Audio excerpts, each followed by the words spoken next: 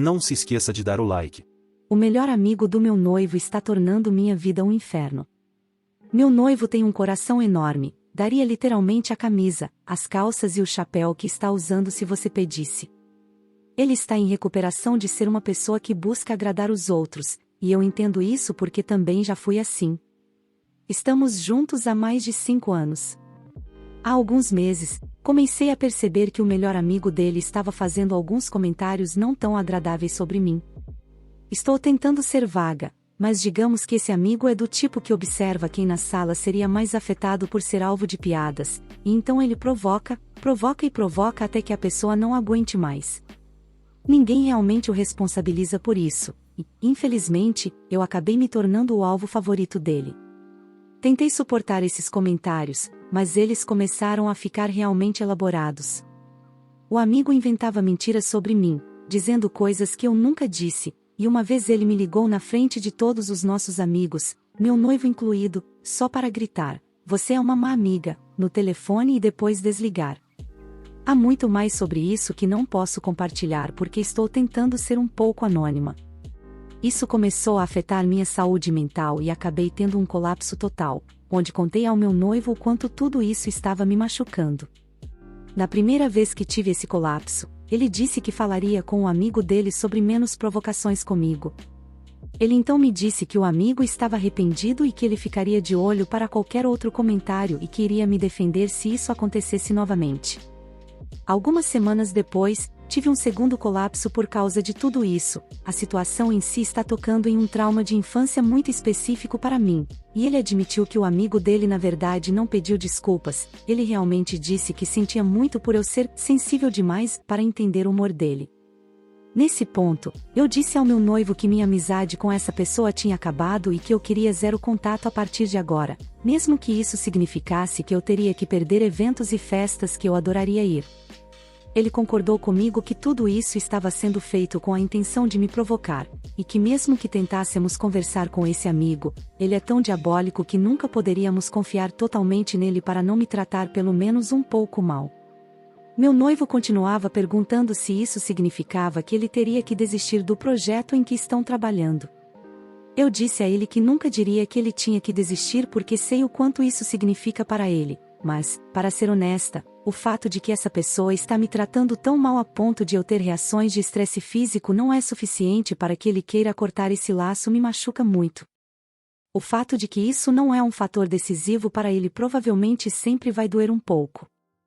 Ele não é nada confrontador e eu sempre soube disso, mas não se trata de confronto. Trata-se de estar ao meu lado. E eu não posso passar o resto da minha vida com alguém que não está do meu lado. Esse amigo vai se casar com a minha melhor amiga em alguns meses, e nós duas deveríamos estar no casamento, mas eu realmente não sei como. Eu sinto um nó literal no estômago toda vez que o nome dele é mencionado agora. Eu vi esse amigo uma vez desde que tudo isso chegou ao auge, e ele foi tão exageradamente legal comigo que pareceu arrogante. Tive o segundo colapso alguns dias depois, porque percebi que posso passar o resto da minha vida na defensiva e em alerta sempre que ele estiver em minha proximidade, mesmo que não esteja ativamente me incomodando. Eu não sei como lidar com o fato de que meu noivo estava disposto a mentir para mim em defesa de seu amigo escroto, mas ele não está disposto a ficar do meu lado contra ele. Acho que isso sempre vai doer. Esse cara deveria ser o padrinho do nosso casamento, e como resultado, não temos falado muito sobre os planos do casamento. Acho que se ele ainda planeja ter esse amigo no nosso casamento, talvez eu tenha que cancelar tudo para minha própria sanidade, e isso é muito ruim. Isso está me consumindo. Eu amo tanto meu noivo. Eu amo seu grande coração e a maneira como ele ama com tudo isso. Mas ele ama algumas pessoas verdadeiramente horríveis e eu não sei se ele vai impor algum limite com essas pessoas antes que a falta de limite se torne demais para eu lidar. Estou apenas machucada. E sofrendo. E só quero que qualquer resultado aconteça para que eu possa parar de me sentir tão culpada e péssima o tempo todo. Atualização. Nunca achei que realmente fosse atualizar esta conta, por pura vergonha, mas quis compartilhar isso para aqueles que me encorajaram a me colocar em primeiro lugar. Quero que todos saibam que meu parceiro realmente me protegeu nessa situação. Passamos todo esse tempo, desde a minha última postagem até a semana passada, nos comunicando e tentando encontrar uma solução, e analisando como as coisas chegaram a esse ponto. Ele assumiu muita responsabilidade por isso. Isso não é um caso de eu ter cedido. Ele entende completamente que as coisas só pioraram porque nunca foram tratadas corretamente, e ele teve uma grande participação nisso. Havia tantas camadas nessa situação que um post no Reddit nunca poderia ter transmitido.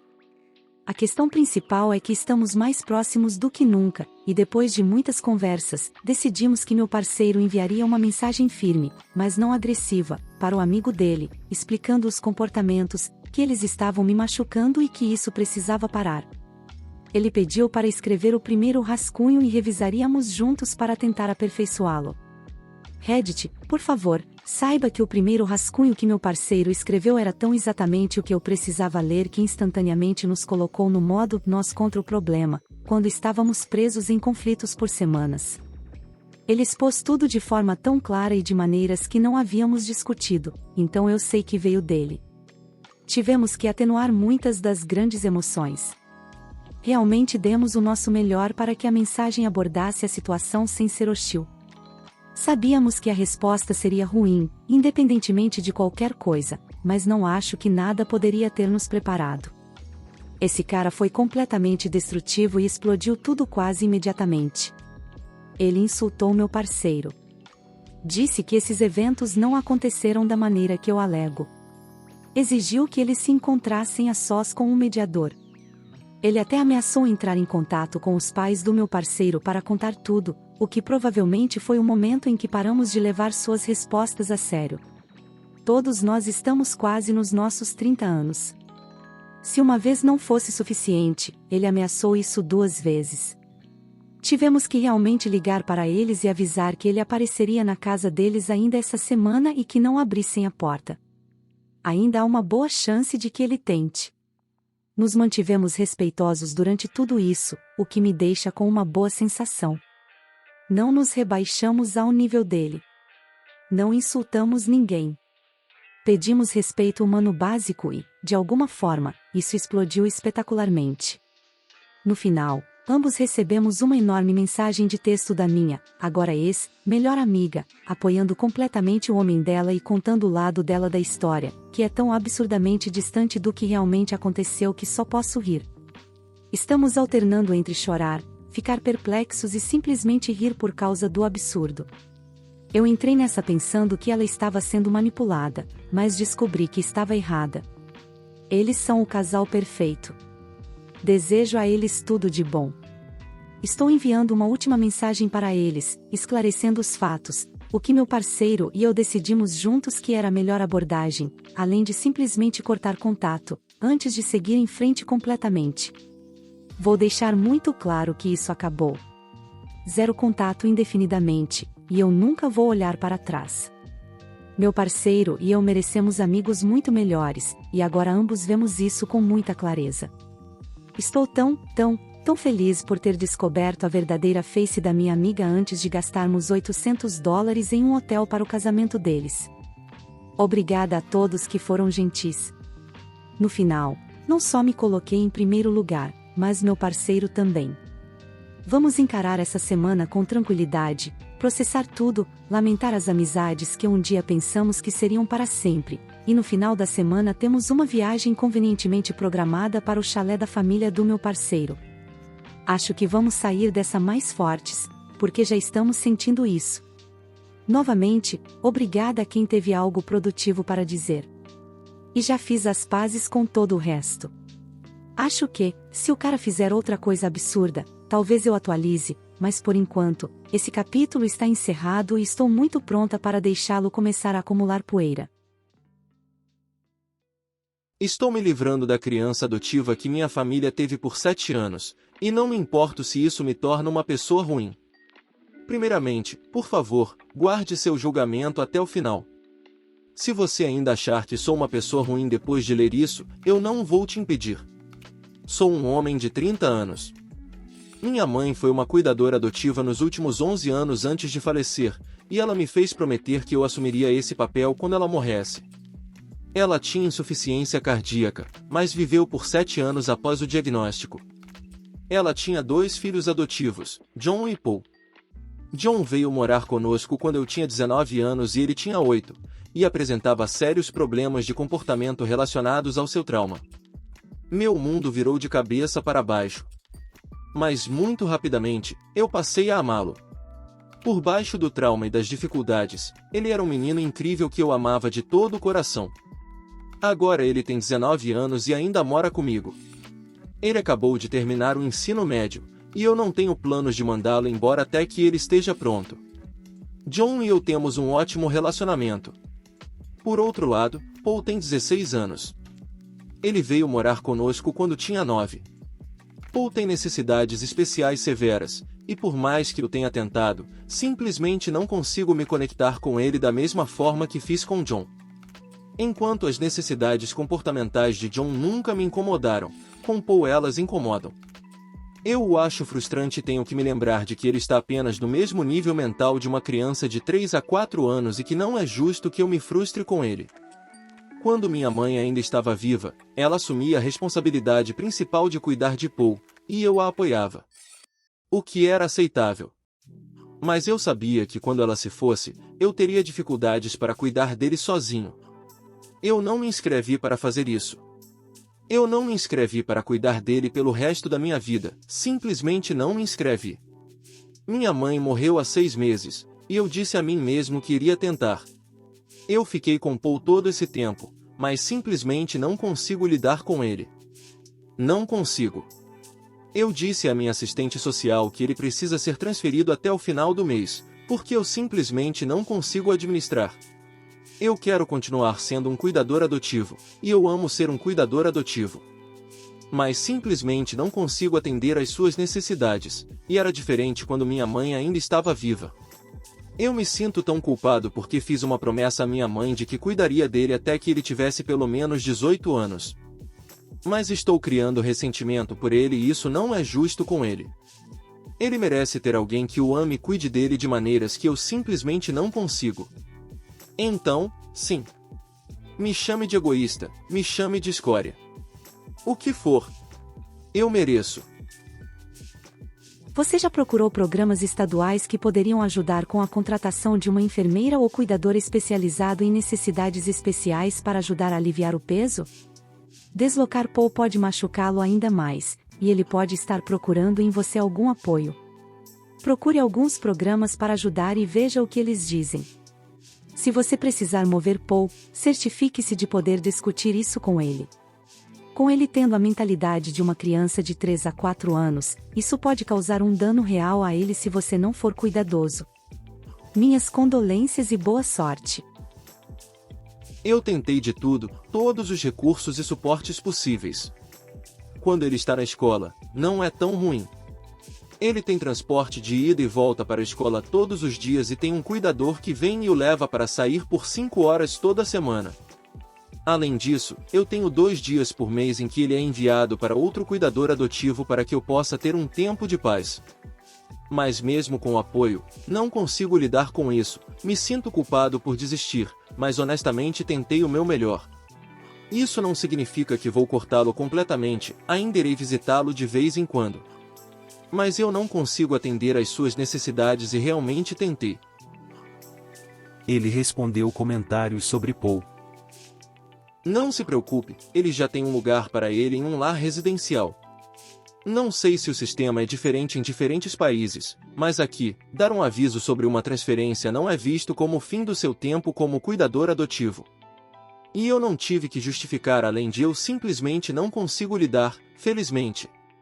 Porque eu teria desmoronado se tivesse que encontrar justificativas para isso. É engraçado, minha mãe costumava dizer que a agência sempre teria tido muito mais dificuldade em colocar John do que Paul. John tem deficiências de aprendizagem muito leves, mas principalmente ligadas ao trauma. E tinha um comportamento muito ruim, ainda tem, ligado ao trauma, mesmo que esteja muito melhor do que quando ele tinha 8 anos, risos. Ele já me deu olhos roxos e narizes sangrando, quebrou meus laptops e TVs. E nunca houve um momento, em meio a tudo isso, em que eu pensasse em desistir dele. Eu adotaria outra criança como ele em um piscar de olhos e lutaria para entender por que alguém não o faria. Para mim, ele era apenas uma criança em uma situação difícil, e nosso amor o ajudou. Minha mãe me explicou que crianças como ele são, na verdade, mais difíceis de colocar porque as pessoas são menos tolerantes com comportamentos sem uma causa que possam ver fisicamente, como uma deficiência de aprendizagem óbvia. Eu realmente tentei estender isso a Paul, genuinamente tentei. Simplesmente não consegui. Não houve conexão. Eu não consigo oferecer os cuidados de que ele precisa, infelizmente. E isso me destrói porque eu realmente tentei. E mesmo que, não sei, eu não sinta aquele amor intenso por ele que sinto por John. Eu nunca gostaria que Paul fosse colocado em perigo ou não fosse cuidado. Atualização. Já se passaram alguns dias desde que Paul se mudou, então pensei em dar uma pequena atualização. Primeiramente, quero agradecer a todos que tiraram um tempo para ler meu post anterior e àqueles que ofereceram apoio e compreensão. Significou muito, honestamente. Paul foi colocado com uma nova família que se especializa em cuidar de crianças com necessidades especiais severas. Acredito que este é o melhor ambiente para ele, e parece que ele está se adaptando bem. Estou mantendo contato com seus novos cuidadores, e eles me asseguraram que ele está recebendo o cuidado e a atenção de que precisa. No início, a casa parecia diferente, mais silenciosa, mas também mais vazia. Há um sentimento persistente de culpa, mas também estou mais em paz sabendo que ele está em um lugar mais adequado às suas necessidades. John e eu tivemos mais tempo para passar juntos, o que tem sido bom. Conversamos muito sobre tudo o que aconteceu, e sou grato pela compreensão e apoio dele.